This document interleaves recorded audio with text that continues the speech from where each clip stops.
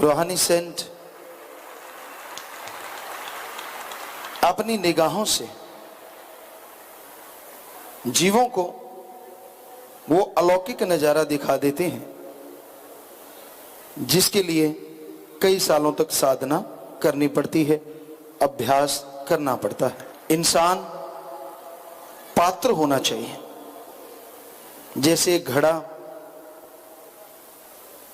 अगर सीधा पड़ा है, बरसात हो रही है, चाहे वो अमृत चाहे आम पानी, लेकिन अगर घड़ा सीधा है तो उसमें बरसात जरूर आती है।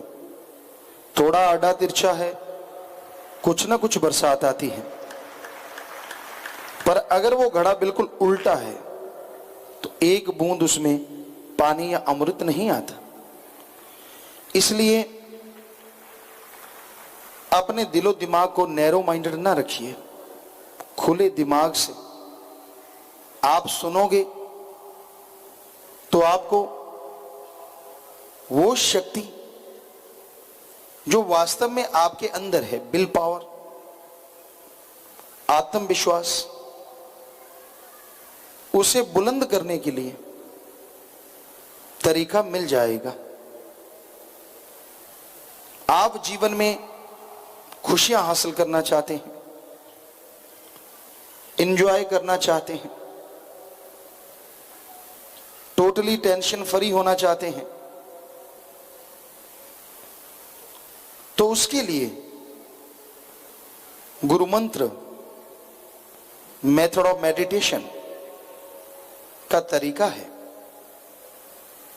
ना घर छोड़ो, ना परिवार छोड़ो, और ना ही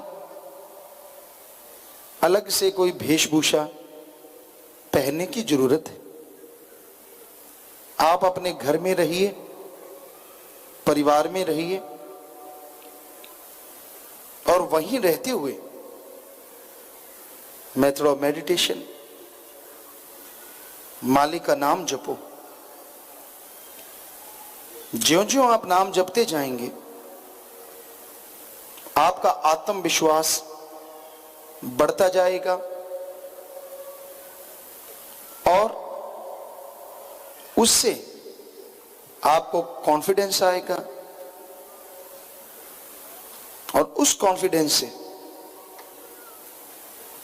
सक्सेस ग्राफ आपका बहुत बढ़ जाएगा।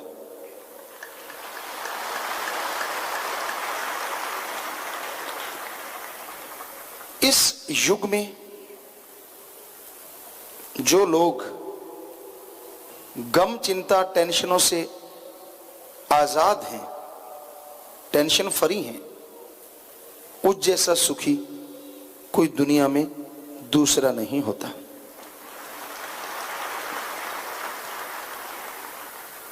जो टेंशन फ्री है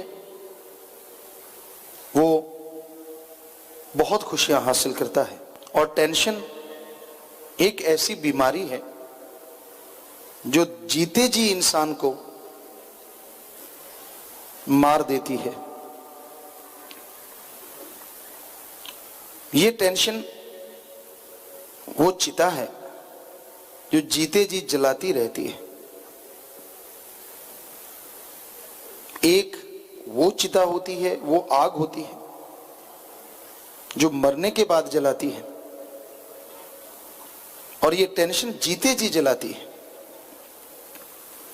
तो टेंशन फ्री होना आत्मिक शांति की तरफ एक कदम है। आज दुनिया में लोग आत्मिक शांति चाहते हैं, सुकून चाहते हैं, चैन चाहते हैं। तो शास्त्रनाम जी, शाह मस्ताना जी, जिन्होंने ये सच्चा सौदा बनाया, एक मेथड दिया, एक तरीका बताया कैसे आप बिना किसी पैसे के, बिना धर्म जात छोड़े, टोटली टेंशन फ्री हो सकते हैं। कैसे परमानेंटली हैप्पीनेस, खुशियां आपके पास रहें, ये एक मेथड है, मेथड ऑफ मेडिटेशन। पर उसका जाप करना जरूरी है। आपके सामने घी, दूध, ड्राई फ्रूट, जो भी पावरफुल चीजें हैं टेबल पे रखी हों, आप सिर्फ हाथ जोड़ते रहो, तो क्या वो पावर आपके शरीर को मिलेगी? कभी नहीं। जब तक आप उसे खाते नहीं, पीते नहीं, तब तक वो पावर आपको नसीब नहीं होती। उसी तरह मेथड ऑफ मेडिटेशन गुरु मंत्र, कलमा, नाम, शब्द है। जब तक आप खाते नहीं, अभ्यास नहीं करते जीभा से, ख्यालों से, तब तक आपको विल पावर नहीं मिलेगा। विल पावर से, आत्मविश्वास से क्या होता है? आदमी, आम आदमी अपने दिमाग का 10 से 20% मुश्किल से इस्तेमाल करता है। जब आप मेथड ऑफ मेडिटेशन करते हैं, आपके आत्मबल का स्तर बढ़ जाता है, तो यही आपका दिमाग जो 10-15% या 20% आप काम में लेते हैं, 1.5 गुना या डबल आप इस्तेमाल में लेना शुरू कर देते हैं।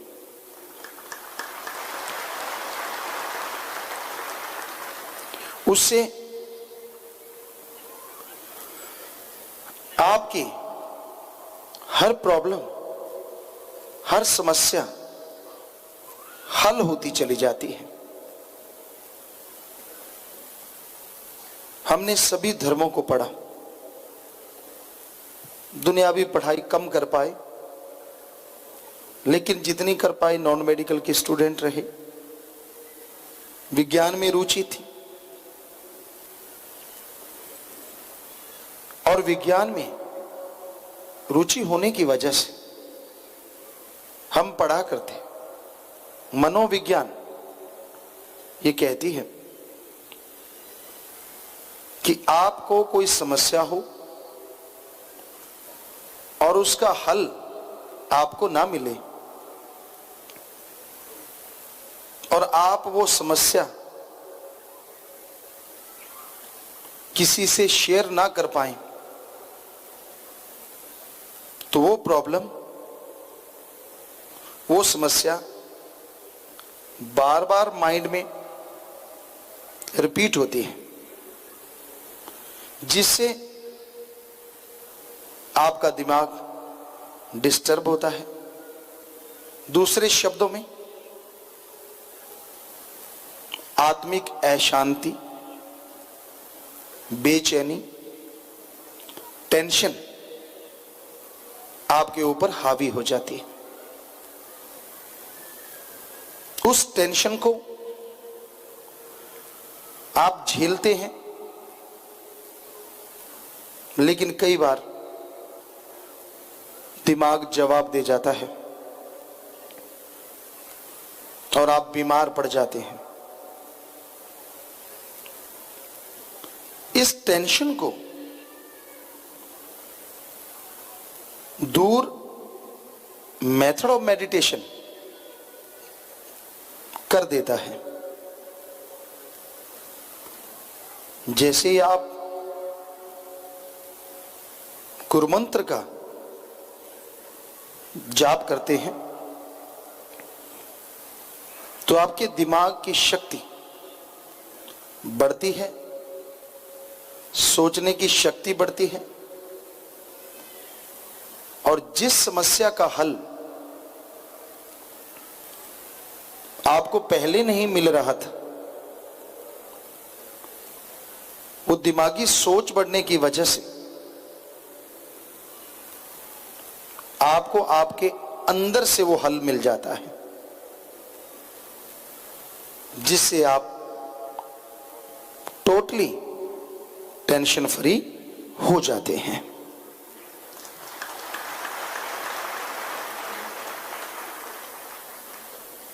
और आपके अंदर बहुत पावर छुपी हुई है, सभी के अंदर। जैसे स्पीड है, गति है, हवा की बहुत है, प्रकाश की बहुत है,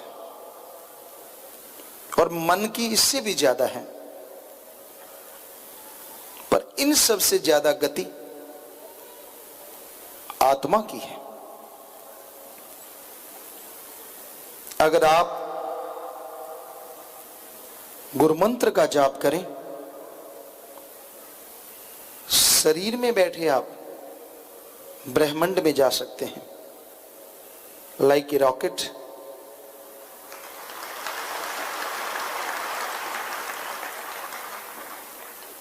और यही नहीं,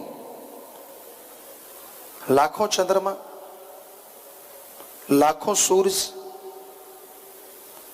लाखों नक्षत्र ग्रह आपको रास्ते में मिलेंगे। जरा सोचिए कितना मजा आएगा,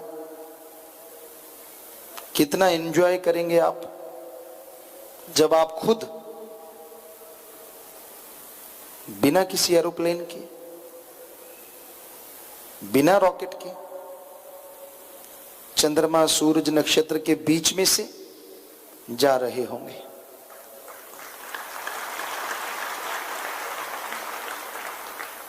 ये तो एक शुरुआत है। जो जो आप और ऊपर उठेंगे, जबरदस्त संगीत, मीठी मीठी धुनें, जिनकी आप कल्पना भी नहीं कर सकते, वो सुनाई देगा।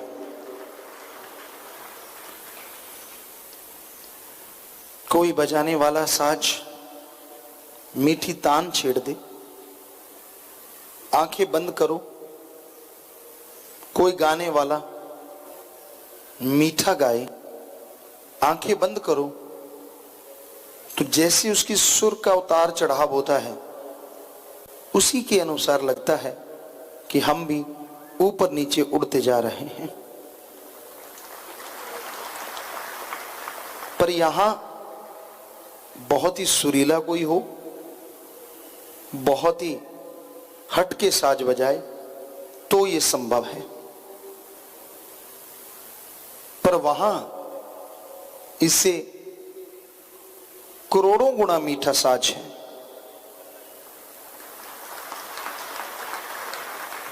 कोई बेसुरा नहीं है, कोई बेताला नहीं है, और आत्मा खींची चली जाती है। जैसे आप नशा करते हैं, वाइन शराब है, चरस, हेरोइन, स्मैक, भांग, धतूरा, कोकिन, तरह तरह के मेडिकल नशे, पर ये सुबह के शाम को उतर जाते हैं। पर आप मेथड ऑफ मेडिटेशन करेंगे, उससे जो नशा आएगा वो परमानेंटली है, हमेशा रहने वाला है। फर्क क्या है दुनिया में ड्रग्स, अल्लाह वाहिगुरु गॉड के नाम के ड्रग्स, जितने भी दुनियावी नशे हैं, शरीर का खात्मा करते हैं, दिमाग का खात्मा करते हैं, आत्मिक अशांति फैलाते हैं और राम गॉड का नशा शरीर को मजबूत स्ट्रांग बनाता है, आत्मबल बढ़ाता है, माइंड को टोटली फ्रेश करता है, पूरे शरीर को पावर देता है।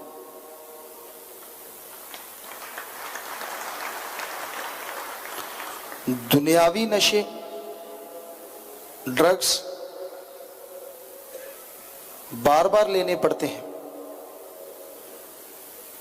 राम नाम का नशा एक बार अगर आप ले लो, यहां तो क्या, आत्मा जब शरीर छोड़ेगी अगले जहान में भी साथ रहेगा।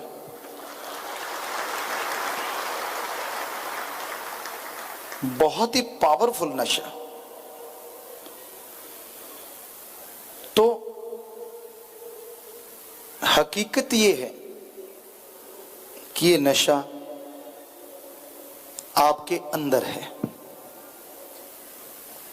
बाहर से नहीं लेना पड़ता। आपके अंदर नशा है, उससे आप अनजान हैं। तो आप जल्दी अगर इस नशे को पाना चाहते हैं जो आपको आत्मिक शांति दे, आत्मबल बढ़ाए, माइंड को बिल्कुल फ्रेश कर दे, तो आप सुबह 2 से 5 के बीच में जागो। इस टाइम में विज्ञान ने जो माना, ऑक्सीजन ज्यादा और शुद्ध होती है। धर्म कहते हैं जैसे आप 4 बजे उठते हैं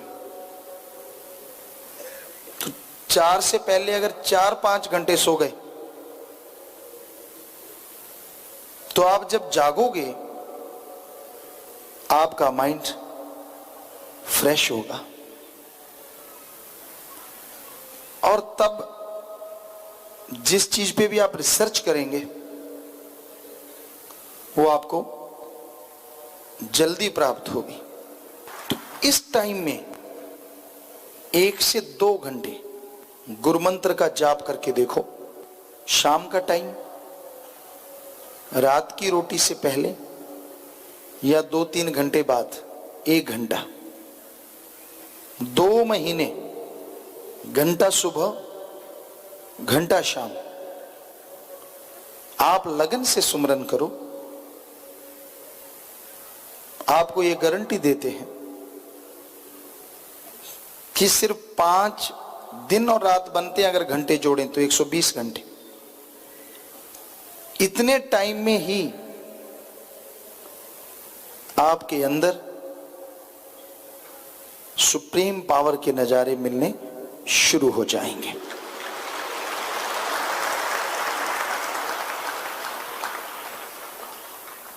हो सकता है इससे भी कम समय लगे, ये डिपेंड करता है आप कितनी भावना से जाप करते हैं। जब जाप करने लगो तो पूरी एकाग्रता से कंसंट्रेट बना के थोड़ी देर का जाप जो ध्यान जमा के किया जाता है कई घंटों से आगे है। जैसे आप सुमरन करने बैठते हैं, ध्यान आपका बिजनेस में है, खाने में है, किसी और काम धंधे में है, तो चाहे 2 घंटे बैठे रहो, क्योंकि आप जीभा हिला रहे हैं, उसका फल तो मिलेगा, लेकिन ध्यान एकाग्र नहीं होगा, आत्मिक नशा नहीं चढ़ेगा, मालिक के नूरी स्वरूप के नजारे नहीं आएंगे। बाकी आत्मा को उसका फायदा आत्मिक शांति के रूप में, आवागमन जन्म मरण से आजादी के रूप में आपको जरूर मिलेगा। लेकिन जीते जी अगर खुशियां हासिल करनी है और आपके अंदर कहीं इच्छा है कि आप वो नशा लेना चाहते हैं, बहुत मस्ती है, बड़ी लज्जत है, बड़ा मीठा है, बड़ा स्वाद है। दुनिया में 2 स्वाद मशहूर हैं, जीभा का और इंद्रियों का। और ये दोनों स्वाद ही क्षणिक है। आधा घंटा, 10 मिनट, 2 घंटे, 4 घंटे, 10 मिनट, 15 मिनट, 5 मिनट, इससे ज्यादा नहीं। लेकिन जो मालिक के नाम का स्वाद है वो इससे अरबों गुना ज्यादा है और परमानेंटली है। वो कंटिन्यू रहता है लगातार। अगर आप रसगुल्ले के शौकीन हैं, मुंह में डाला, चबाया, जब तक जीभा के संपर्क में है मीठा लगता रहता है। जैसे निगल गए मुंह बकबका हो जाता है। आपका तो दिल करता है कि वो रसगुल्ले का स्वाद हमेशा बना रहे, पर आपके कहने से क्या होता है? वो तो कुछ देर के बाद खत्म होना है। इंद्रियों के भोग विलास में आज लोग डूबे हुए हैं और चाहते हैं कि वो स्वाद कंटिन्यू बना रहे, पर नहीं, उसका टाइम पीरियड है। पर हम आपको वो स्वाद बता रहे हैं। एक बार लेने में टाइम तो लगता है, कंसंट्रेट बनाने में, सुमरन करने में, लेकिन एक बार अगर आप इस पॉइंट पे 10वें द्वार में पहुंच जाते हैं और उसके बाद उस धुन को सुन लेते हैं, तो वो स्वाद आएगा जो अरबों गुना बढ़ के है और परमानेंट रहेगा। फिर क्यों क्षणिक स्वाद के लिए झगड़े करते हो? चोरी, यारी, ठगी, बेईमानी, भ्रष्टाचार, इनका मकसद कहीं ना कहीं स्वाद भी है। कोई इंद्रियों के भोग विलास, कोई जीवा का स्वाद। क्यों पगलाए हो? कई लोग सोचते हैं ऐसी जिंदगी से जब टेंशन बढ़ जाती है, मुश्किलें बढ़ जाती हैं, कि ऐसी जिंदगी से तो मरना अच्छा। आप मरना चाहते हैं, ठीक है, जीते जी मर के देखो। आपके लिए तो जिंदगी कोई मायने नहीं रखती, तो फिर सुमरन में लगा के देखो, जीते जी मरोगे नहीं, लेकिन जिंदगी स्वर्ग से बढ़ के बन जाएगी।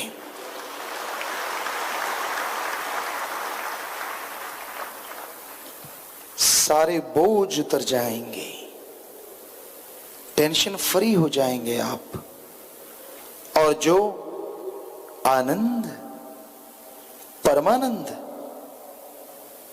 आप सोच भी नहीं सकते, वो कंटिन्यू आपको मिलना शुरू हो जाएगा। जिंदगी बार बार नहीं मिलती, खास करके इंसान की। इसे बर्बाद ना करो, बल्कि इसमें नजारे लो, खुशी से जियो। मौत का टाइम निश्चित है, पर आपको मालूम नहीं, फिक्स है वो टाइम। खास करके श्वास, जितने श्वास आपको दिए गए हैं, जब वो पूरे होंगे तो जाना होगा। क्या पता कब पूरे हों, किस मोड़ पे पूरे हों, कुछ मालूम नहीं है। आप उम्मीद लेके चलते हैं, बड़ी उम्मीदें होती हैं, और एक क्षण में बुलावा आ जाता है, सारी उम्मीदें धरी धराई रह जाती हैं। इसलिए आप वेट ना करो, इंतजार ना करो। जो समय आपको मिला है, ये आपका अपना है, इसमें मालिक का नाम जपो। फिर देखो, तमाम जिंदगी एक बहार की तरह गुजरेगी, कभी पतझड़ नहीं आएगा।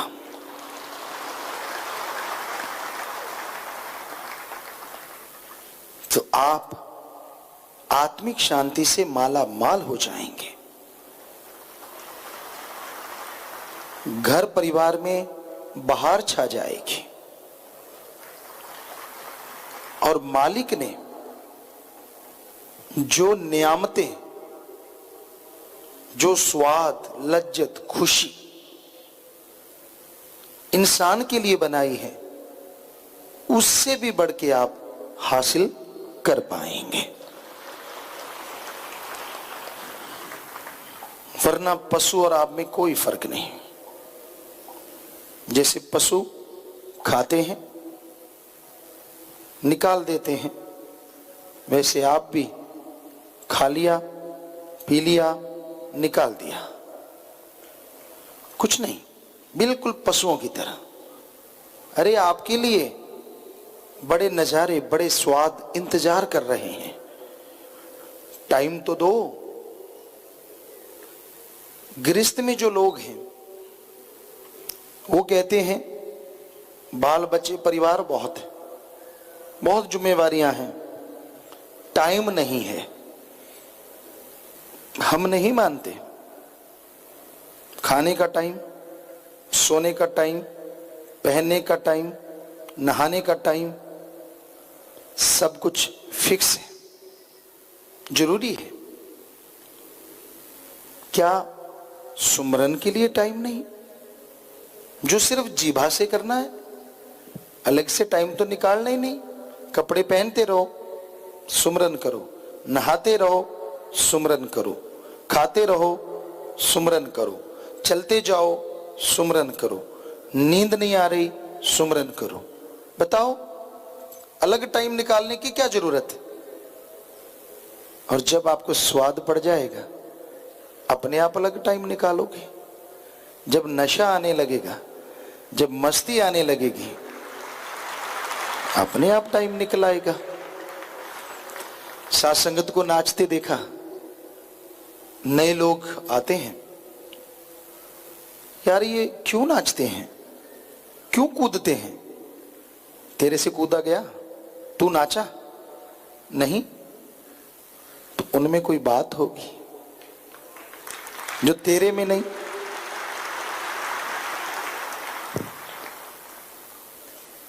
वो बात सतगुरु का प्यार है।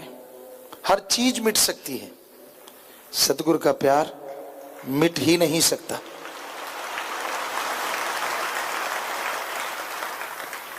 कुछ देर के लिए मन हावी हो सकता है,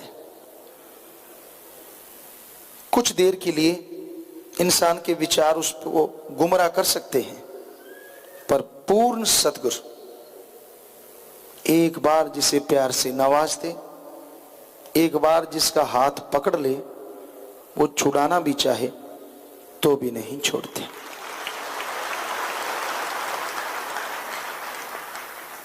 इसलिए आप राम नाम से जुड़ जाओ, भक्ति करो, सत्संग में बैठे हो सत्संग सुनो, ना कि इधर उधर की बातें करो। आप बात करना चाहते हैं, सत्संग के बाद कर लो, किसने रोका है? पर यही तो है चंचलता, मन की चंचलता। सत्संग सुनते नींद आती है, जम्हाइयां आने लगती हैं, गपशप मारने हो एक एक फुट उछल के बात करते हैं, लेग पुलिंग करनी हो बाजू चढ़ा चढ़ा के बात करते हैं, जैसे कुश्ती लड़नी हो, यानी किसी दूसरे की बुरी कहनी हो तो होश ही नहीं रहता। ये चुगली, दे निंदा, दे बुराई। और जब सत्संग सुनना है, कभी इधर खाज, कभी उधर खाज, कभी यूं कभी यूं, मन कहता फंस गए, कब छूटेगा पीछा। चूहे भी कूद रहे हैं, अब तो हाथी कूदेंगे।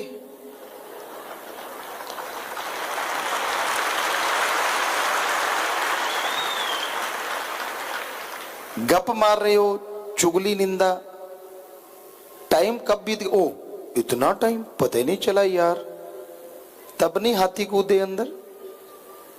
बिठा दो तो आप बहनों को भाइयों को एक जैसी हो गए आजकल। देखो फिर क्या चलता है, थोड़े से जानकारी वाला मिल जाए फिर तो कहने क्या है, अनजान ही नहीं छोड़ते। आपका वो कैसा है, तू कैसा है, तू अगर वो बुरा है तो ठीक कर देगा, अगर उसको घाटा है तो आमदन दे देगा? नहीं। तो इन फजूल की बातों का क्या फायदा? पूछो, तंदुरुस्त है क्या? अल्लाह राम से प्यार है? इसमें भी आप कुछ नहीं दे सकते, लेकिन उसको शर्म आएगी कि मैं राम का नाम ही नहीं लेता। आपके पूछने से हो सकता है वो जाप करने लग जाए, और वो जाप करने लग जाए आपको भी फल मिलेगा। आप भंडारे की इन दिनों में ये पर्ण करके तो देखो, एक दूसरे से मिलो, नारा लगाओ और पूछो तेरा सुमरन कैसा है, कितनी सेवा करता है, ये पूछा करो।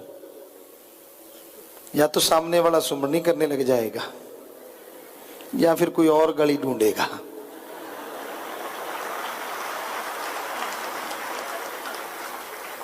और अगर वो सुमरन करने लग गया, सेवा करने लग गया, आपको फल मिलेगा। हो सकता है वो आपको गाड़ी भी निकाल दे, कोई भरोसा नहीं। क्योंकि जब आप बार बार पूछेंगे, नारा लगाया, सुमरन कैसा है, कितनी सेवा करता है, हो सकता है उसको गुस्सा आ जाए, यार ये पीछे ही नहीं छोड़ता, ये तो गुरुजी ने जासूस लगा दिया मेरे पीछे। क्योंकि मन बड़ा जालिम है। लेकिन आप यकीन मानिए, इस तरह से आप भी सुमन करेंगे और दूसरे को भी करना पड़ेगा, क्योंकि सामने वाला पलट के यही पूछेगा तेरा कैसा है। सामने वाला भी ऐसे ही पूछो। एक ने नारा लगाया, भाई कैसा है तेरा सुमरन, बताओ। मैं तो भाई 10 मिनट सुबह शाम करता हूं, सेवा भी कर लेता हूं, अब तू सुना तेरा सुमरन सेवा कैसी है, ये सोच के कहीं चुप ही ना हो जाना, यार आप पूछते ही नहीं, ना वो पूछे ना मैं पूछूं। तेरा रांझा राजी मेरी हीर राजी, ऐसा ना करें। आप प्रण कीजिए कि हाँ भाई सतगुरु को कुछ देना है और हम आपका ये तोहफा जरूर स्वीकार करेंगे सच्चे दिल से। सभी हाथ खड़ा कर रहे हो, आप पूछा करोगे इसलिए ना, ठीक है। तो आप सबको आशीर्वाद, फिर देखना नजारा। आशीर्वाद, हाथ नीचे कर ले। इसी क्षण से शुरू करना, जब भी आप उठो किसी को मिलो, नारा लगा के ये पूछो, बाद में बातें कर लेना। तो सच में आप एक अलग खुशी अनुभव करेंगे। एक तो ये वचन याद आएंगे, सत्संग का ये घड़ी याद आएगी, नेचुरली आपको फल मिल जाना ये याद आती।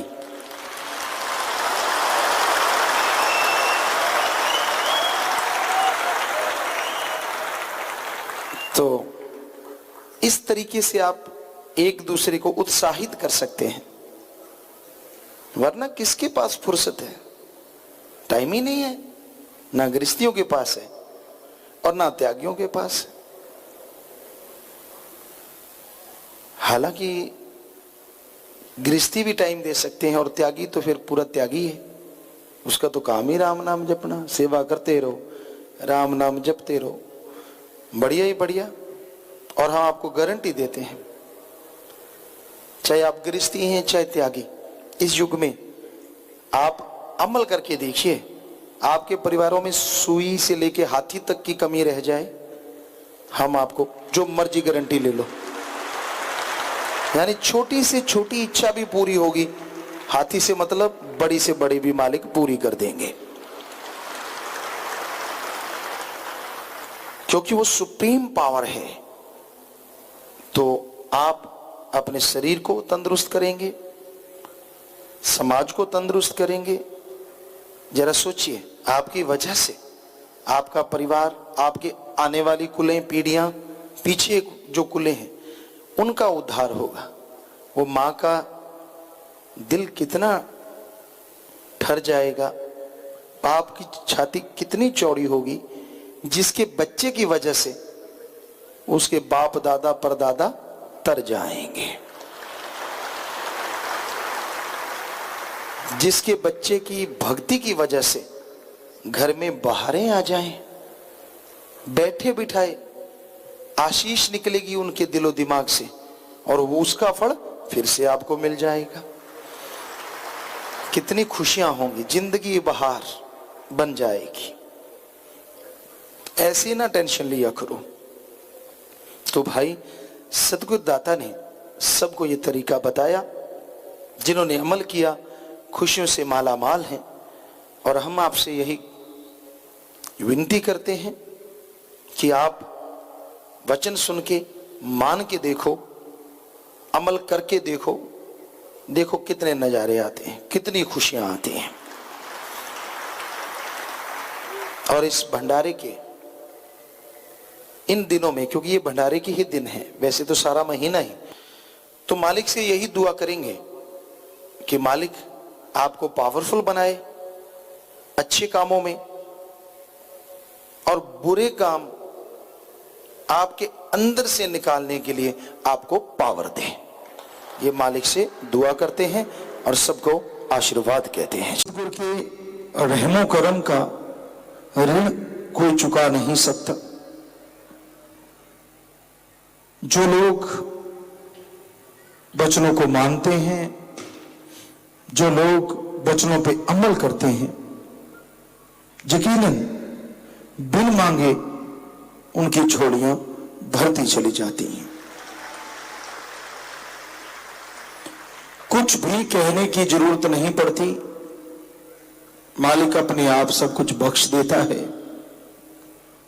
बस मन से लड़ो,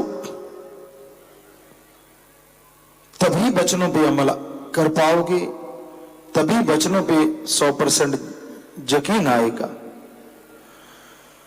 और वचनों पे अमल करने के लिए सेवा और सुमरन दोनों जरूरी है।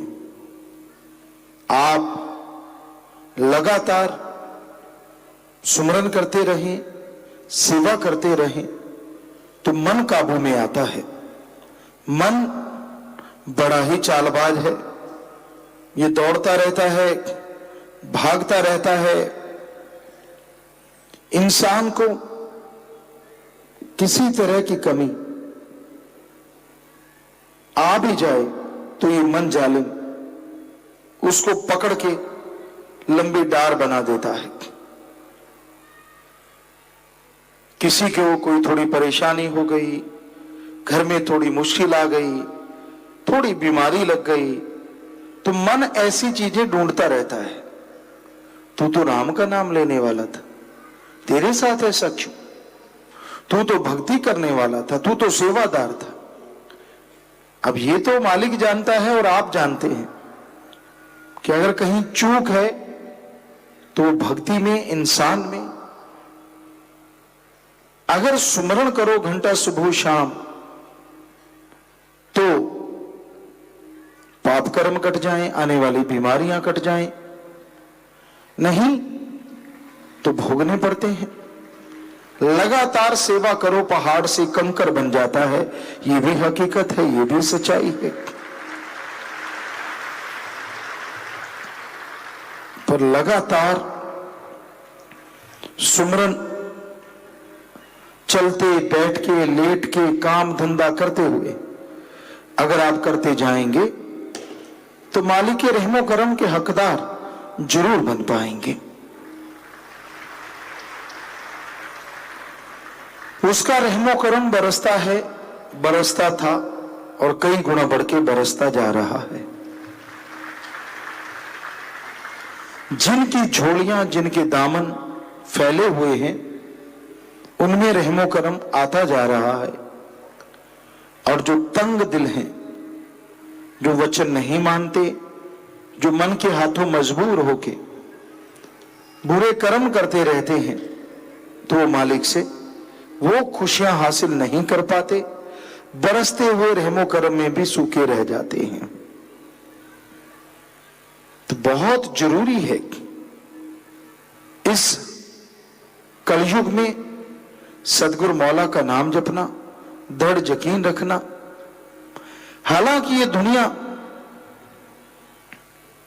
ये त्रिलोकी, ये संसार पाप, बुरे कर्म, गुनाह से डूबा हुआ है। चारों तरफ दलदल है, चारों तरफ बुराई का बोलबाला है। बुराई को कोई हाथ नहीं लगाता और अच्छाई को दबाने के लिए दुनिया तैयार फिरती है। तो ऐसे बुराई के युग में, ऐसे बुराई के काले समुद्र में ऐसे बन के रहो जैसे मुर्गा भी। कहते हैं वो पानी में तैरती है, पानी में डुबकी तक लगा देती है, लेकिन पंख सूखे होते हैं, पता नहीं कब उड़ारी भर दे। उसी तरह आप सेवा और सुमरन से अपने पंख को हमेशा गंदी दलदल से, बुराई के इस बोलबाले से बचा के रखिए। अपनी जीवात्मा को, अपने आप को, अगर आप अपने आप को बचा के रखते हैं तो यकीनन मालिक की दया में रहमत ऐसी बरसती है कि इस कलयुग में रहते हुए भी मालिक की खुशियों के आप हकदार बनते चले जाते हैं। तो दृढ़ यकीन का होना बहुत जरूरी है। जब तक दृढ़ यकीन नहीं होता, इंसान मालिक की दया में रहमत के लायक नहीं बन सकता। तो दृढ़ यकीन रखो, मालिक की खुशियों के हकदार बनो, सेवा सुमन करते रहो। अपने अंदर अगर कोई कमी आती है उसे दूर करो, अपनी कमियों को निकालो। किसी की कमियों की तरफ निगाह मारने की जरूरत नहीं। अगर खुद की कमियां निकाल लोगे तो मालिक की खुशियों के हकदार जरूर बन जाओगे। अगर क्यों किंतु, निंदा, चुगली, बुराई में लगे रहे तो आप कहीं के नहीं रहेंगे। ना तो मालिक की खुशियां मिलेंगी, ना दुनियादारी में कोई आपको पसंद करेगा। अगर आपके नाम को सलाम होती है, आपके नाम को नमस्कार होती है, तो सोचा करो आपने ऐसा कौन सा काम किया है जिससे आपके नाम को नमस्कार हो रही है। हमारे ख्याल से सतगुरु मौला का रहमो करम जब होता है तो दुनिया सलाम करती है, नमस्कार करती है। खुद निगाह मारोगे पता चल जाएगा कैसे कैसे कर्म आपने जिंदगी में कर रखे हैं। आपको खुद ही पता चलेगा, है मैंने तो ये भी किया, मैंने वो भी किया। सब पता है उस परमपिता परमात्मा को, उस भगवान को। तो वो कर्म आपने कर रखे हैं, फिर मान बढ़ाई के हत्थे भी आप चढ़ जाते हैं कि नहीं भाई मुझे नमस्कार नहीं। गल में पटा अगर उस सतगुरु मौला के राम नाम का है तो हर कोई नमस्कार करता है, हर कोई पूजा करता है। और अगर निंदा चुगली पे उतर गए तो लोग आपका मुंह नहीं देखेंगे। इसलिए अपने अहंकार के घोड़े से नीचे आओ, दीनता नम्रता धारण करो, सच्चाई को अपनाया करो, झूठ को झुठलाया करो। क्योंकि सच कहना बड़ा मुश्किल है और सच को मानना भी उतना ही मुश्किल है। आप गलत काम कर रहे हैं, आपको कोई कहता वाह वाह आप तो कमाल के हैं, आप तो ये हैं, आप तो वो हैं, तो वो बंदा आपको बड़ा अच्छा लगता है। पर आपके मुंह पे अगर कोई कहते यार आप तो गुंडे हैं, आप तो फला फला काम करते हैं, मैंने आपको वहां बुरे कर्म करते देखा, तो आपके आग लग जाती। क्यों भाई? अगर आपने वैसा कर्म किया तो उसको मानो भी कि हाँ भाई तब मेरे से होते रहे, मैं गुनाहगार था, सतगुरु ने प्यार बख्शा, उसने रहमत की, तो अब मैं इंसान बन गया हूं। यह मानना भी बहुत बड़ी बात है। इंसान मानता नहीं, अपनी चीजें नहीं देखता कि मैंने पीछे क्या कर रखा है, वो नहीं याद। अपने आप को भक्त बना के, अपने आप को बड़ा साबित करके ये दिखा देना कि नहीं मैं सही हूं बाकी सारी दुनिया गलत, तो हमारे ख्याल से ये चीजें गलत हैं।